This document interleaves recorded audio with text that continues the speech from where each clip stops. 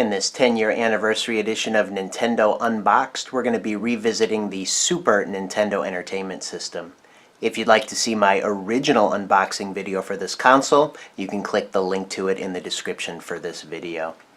But here it is, my most favorite video game console of all time, the Super Nintendo Entertainment System. Now, even though I've already said that I much prefer the design of the Japanese Super Famicom or even the Super Nintendo Entertainment System that was released in other regions of the world, the blocky design and purple buttons of the North American Super Nintendo Entertainment System, of course, will always hold a special place in my heart. So let's take a look and see what we have here. This is a launch edition of the Super Nintendo Entertainment System. This is the very one that I received for my 12th birthday in 1991, or my parents were kind enough to get it for me a little bit early just because I couldn't wait, and plus I had already put down 50% of it. At that time, this released for $200 in 1991. So in my family, that was a bit of an extravagant birthday present, $200. So I agreed to pay half of it, and because I did that, they let me get it a little bit early. So this was the exact box that I picked out at Walmart, probably in November in 1991. And we've got the control deck and the two controllers and the Super Mario cartridge displayed prominently on the front here. This is everything that you would receive, minus the necessary accessories for connections, of course. But it says, Nintendo's most advanced entertainment system, dazzling 3D graphics, spectacular color, digital stereo sound, high-tech controllers, includes the new game Super Mario World. And boy, could I not wait to play Super Mario World.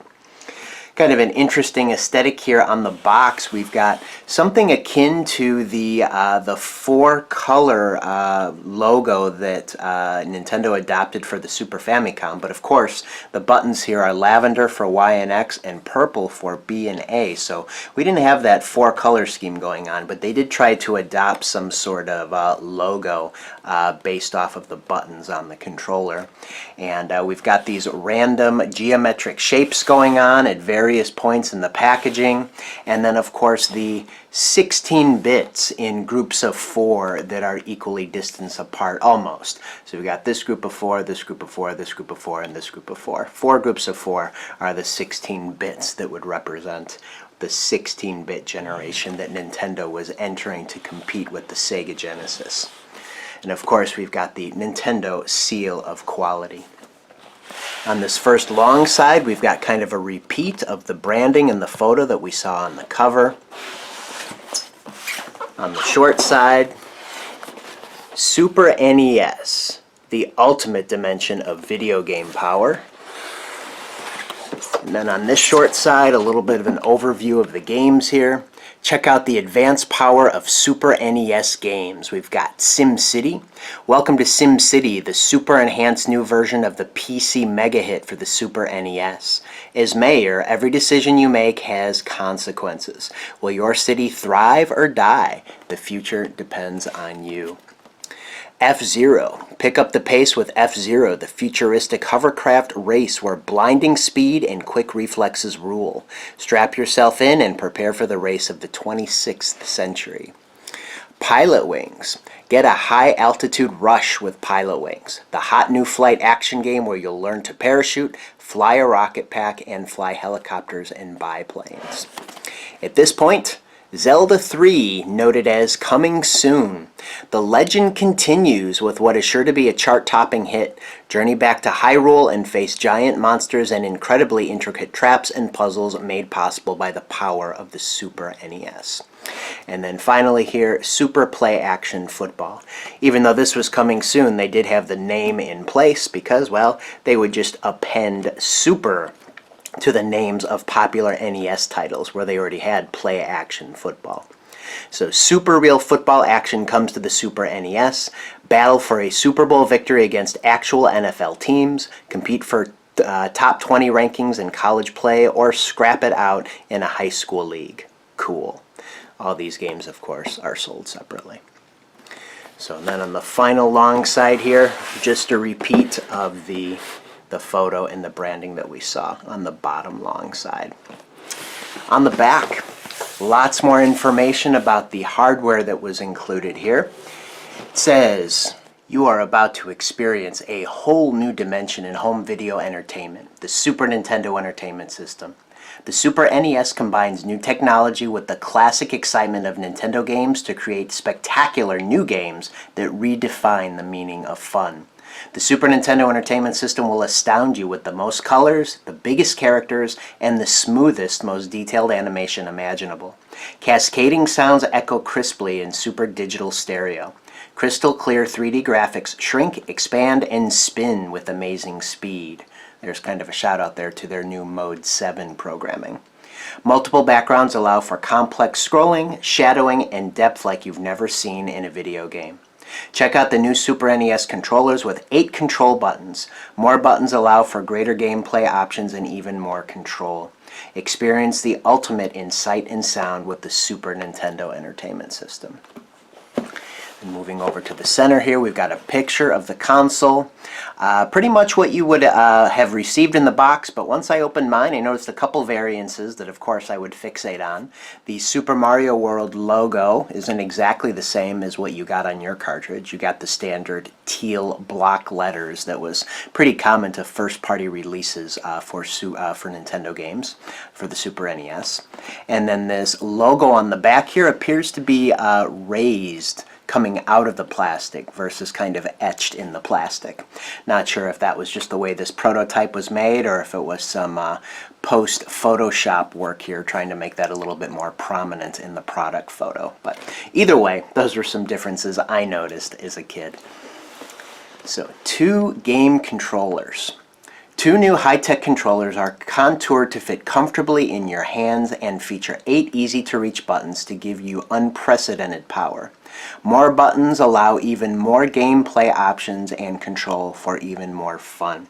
And by the way, I remember having to go to a dictionary to look up unprecedented, and at the time I was reading it unprecedented. But Nintendo was teaching me new words all the time. Control Deck. The new Super NES Control Deck features Nintendo's most advanced game technology with thousands of magnificent colors, huge on-screen characters, stunning 3D graphics, and digital stereo sound. Includes Super Mario World game. Mario's back in his 4th adventure and is vacationing in the Dinosaur Islands where he meets his new friend Yoshi. But before you can say pass the pasta, Bowser nabs the princess again, and Mario and Yoshi must charge off to the rescue. So a little bit of a variation there. I think it's actually Dinosaur Island, not the Dinosaur Islands. But when we take a look at the instruction book for the game, we can confirm that. And then finally, with Yoshi lending a helping tongue by scarfing down enemies, you might think Mario has it easy. Think again. The enemies on the Dinosaur Islands are bigger and badder than any Mario has battled before. There are multiple worlds with a total of 96 different levels to explore and conquer. It's the greatest Mario adventure yet with awesome graphics, super detail, and dazzling stereo sound. Only on the Super Nintendo Entertainment System. And that description only made me want to own a Super Nintendo more. Challenge the limits of your imagination. So let's do that and let's see what we got in this launch edition of the Super Nintendo Entertainment System. Open it up here. We still got the styrofoam packaging going on, but only on the bottom. Nintendo replaced the top half with just a piece of cardboard. Some white cardboard here. And there we are. We've got the console itself covered up by the documentation, which we'll take a look at. We got our pack-in game, all of the hookups, and 2 controllers, which I think I commented in my original unboxing video that this would be the last time that we would see Nintendo including absolutely everything that you needed to hook this up and play. And we'll go through those components one by one after we take a look at the documentation. The only thing you didn't really get was the full retail experience of the Super Mario World pack-in game. You didn't get the box or the tray liner or anything, just the cartridge and the instruction manual, which later on that game would be re-released for a standalone retail version, and that's what makes the packaging for Super Mario World so expensive, is that most copies of the game were actually included with the Super NES and didn't have the actual packaging. So let's take a look and see what we have as far as documentation goes.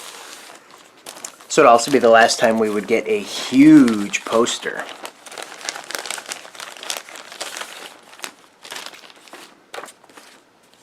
And what we have on the back side here are diagrams for hooking up the console. As you can see, the sticky tack marks here. This is the one that I had hanging up on my basement walls where I would play games. And I since purchased another one and now have a framed copy in my game room. Take a look at this huge poster, gargantuan. Now you're playing with superpower, kind of an adapted slogan there from the original Nintendo Entertainment System, featuring all of those games that were mentioned on the side panel of the box. Still Zelda 3 named Zelda 3 instead of A Link to the Past, and noted as coming soon. So we flip this over. Nintendo really wanted to make you aware that you could hook both the Super NES and the Nintendo Entertainment System up to the same TV. So here it's showing you how to hook just the Super NES up using RF, and using that adapter if you needed to, if your TV had the two screws on the back instead of the threaded coaxial cable jack. And then here they're showing on the right hand side how you can hook both the NES and the Super NES up together using an RF switch. You can daisy chain the two together.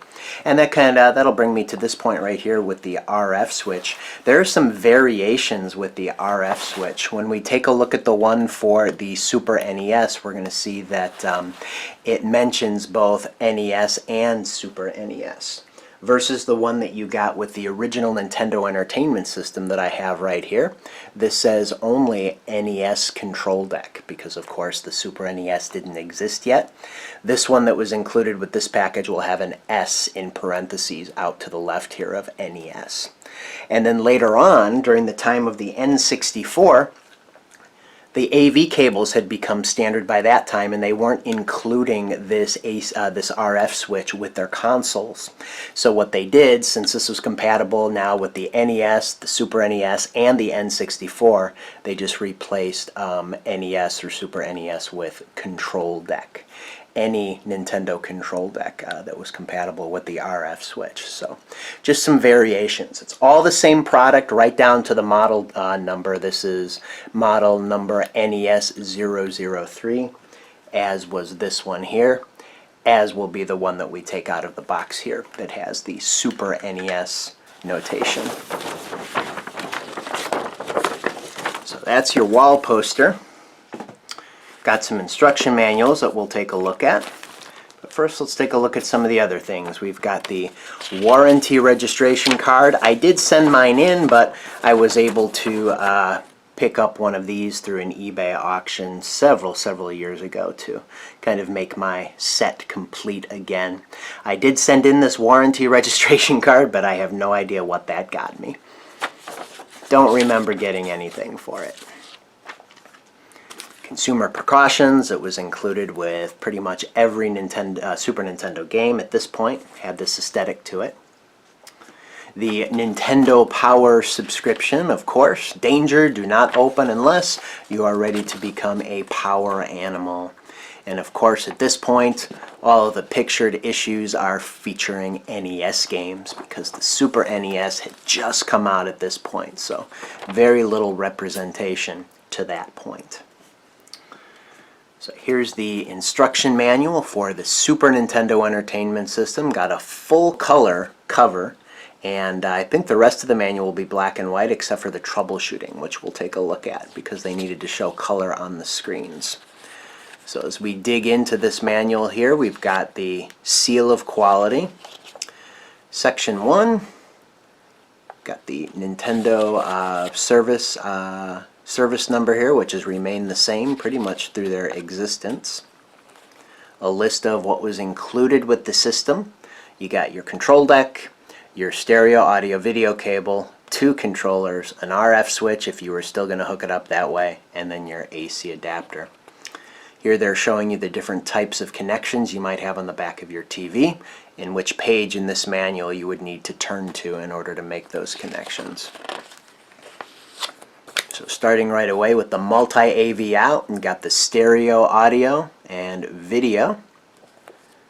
Also here mono audio and video.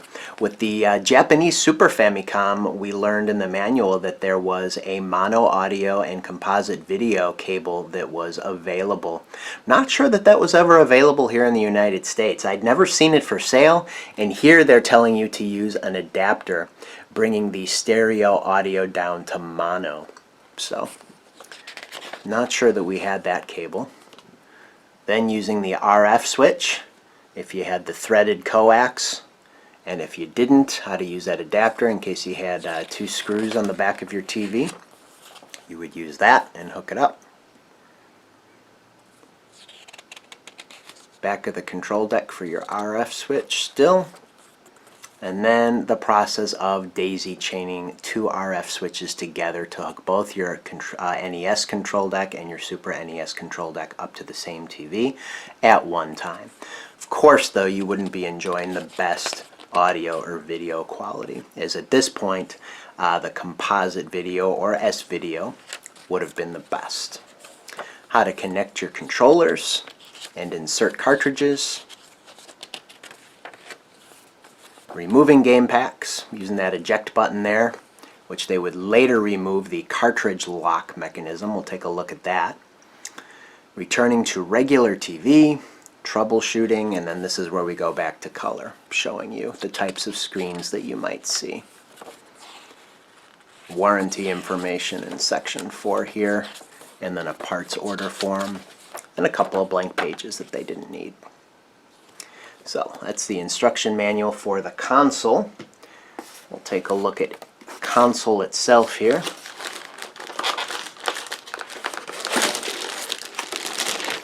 My console, since this is my original, it's got some of that yellowing going on because of that bromine chemical that was part of the plastic mixture to add some flame retardant qualities to the plastic. Unfortunately, you can see that the bottom shell of mine is quite yellowed here, but this is my original, so it will always have a special place in my heart. But here we've got the power switch, the eject kind of fork mechanism that pushes the cartridge up at either end, and we'll take a look and see how that works, and then the reset slider. Got our 2 controller ports and the LED that would illuminate red when you turned on the power. The controller ports are just denoted with little dots. Got 1 little dot there and 2 for controller 2. We would see that aesthetic continue over with the N64 with 1, 2, 3, and 4 dots denoting the player number. On either side there isn't much of note except the yellowing that my console is now experiencing. On the back, we've got pretty much the same inputs and outputs that we saw on the Super Famicom in my unboxing video of that.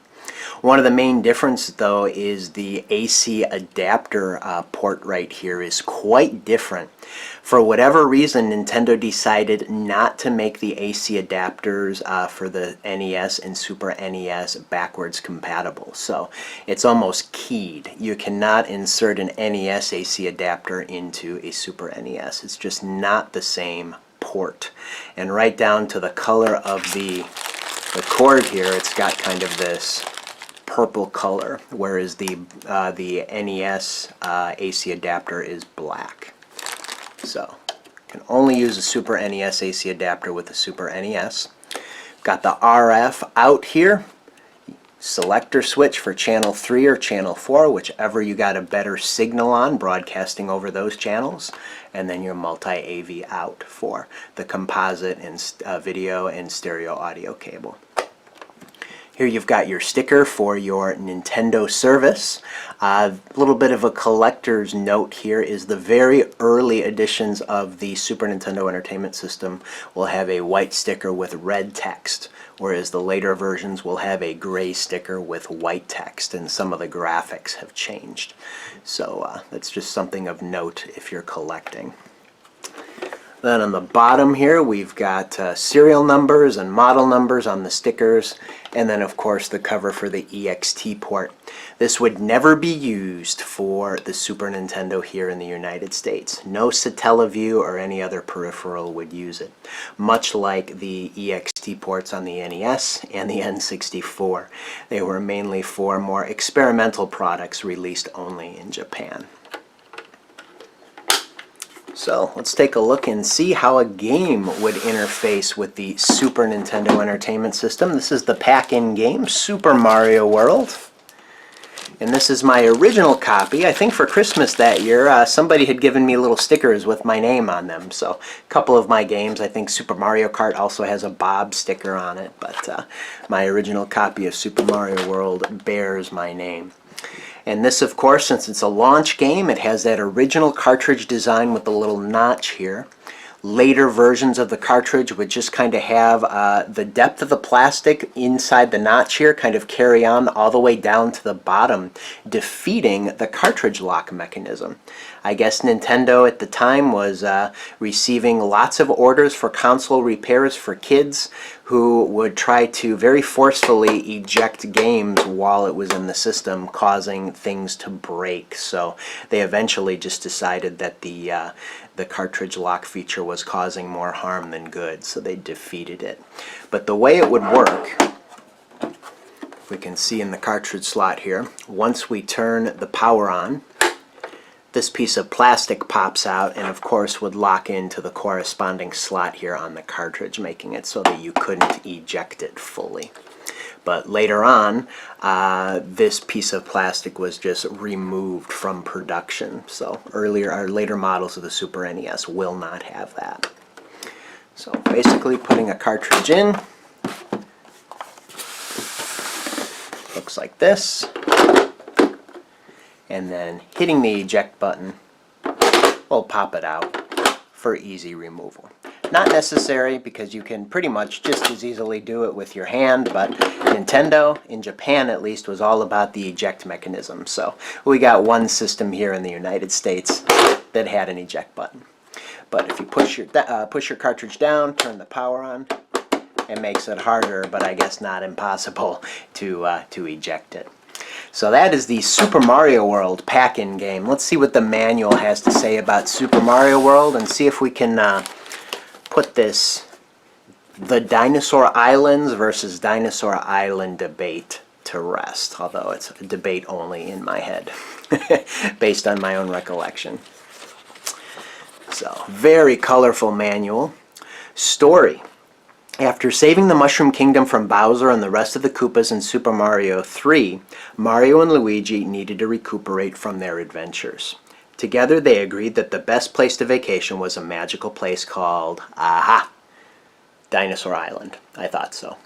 So whoever wrote the text for the back of the Super NES box just wasn't quite as steeped in the lore quite yet of Super Mario World.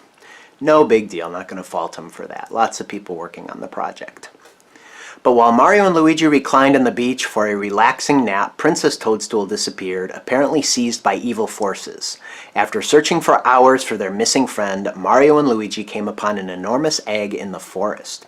Suddenly, the egg hatched, and out popped a young dinosaur named Yoshi, who proceeded to tell Mario and Luigi a sad tale of how his dinosaur pals were sealed in similar eggs by a group of monstrous turtles. "Monstrous turtles!" exclaimed Luigi. "Bowser and his bunch have returned." Mario slowly nodded his head in agreement and, along with Luigi and Yoshi, set off across Dinosaur Land to find the princess and to free Yoshi's friends. As they began their journey, Yoshi handed Mario a beautiful cape. "This may help you," Yoshi said. "Some say it has magical powers." And yeah, I would agree. Magic so powerful that it can actually break the game if you know how to use it well and just fly through entire levels at a time. But Oh well. Issue for another video. With a little luck and help from a magic cape, our hardy crew can defeat the 7 worlds of Bowser's crazy Koopa critters. Many locations are well hidden, so explore everywhere and try everything. Not all locations have to be explored to rescue the dinosaurs and save Princess Toadstool, but there are many starry treasures to be found in far-reaching places. You'll need to search all areas to find out what kinds of treasures are there in Super Mario World.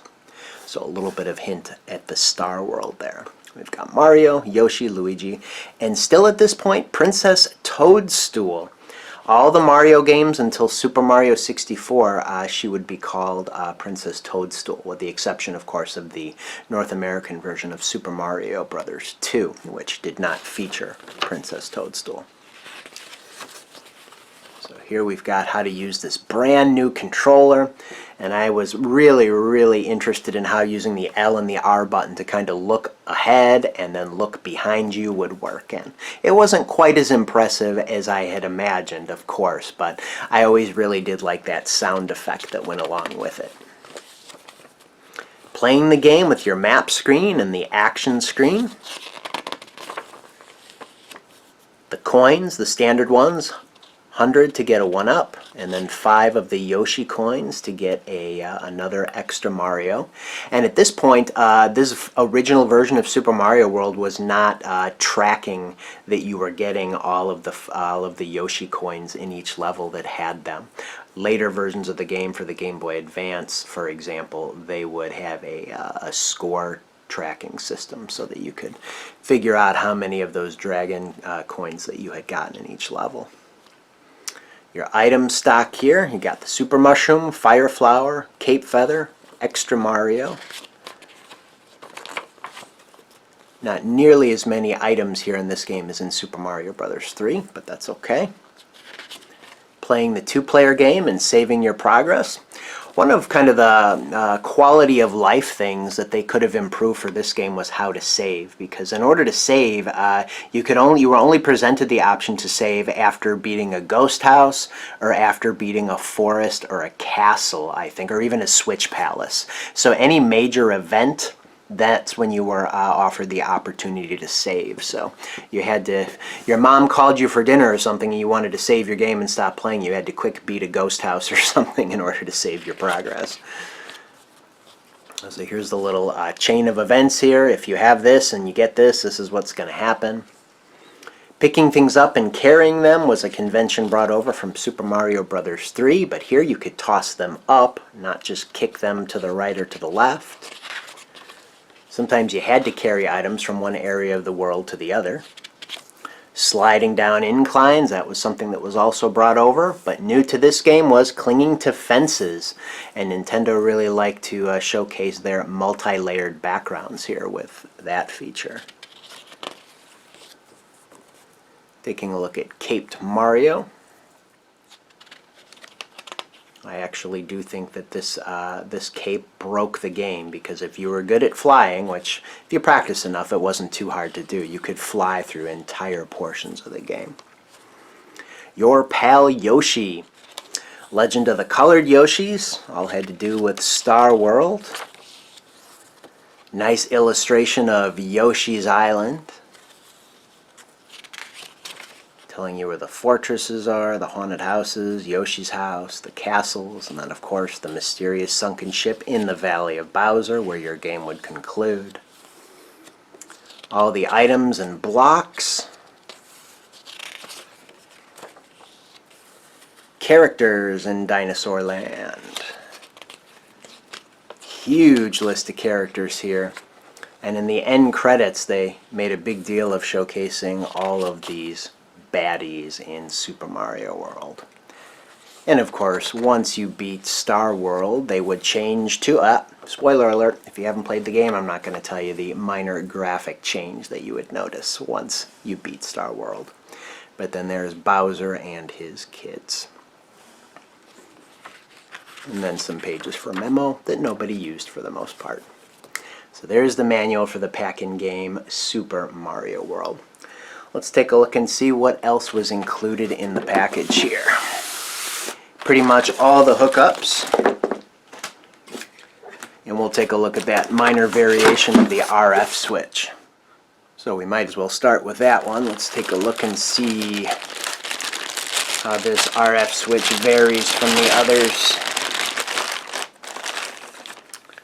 So yeah, still the same part number, NES003, but you can see the S in parentheses out to the left of NES. So letting you know you could use this with either the NES or the Super NES, which that was not the case with the AC adapter, like I mentioned. If we take a look at that,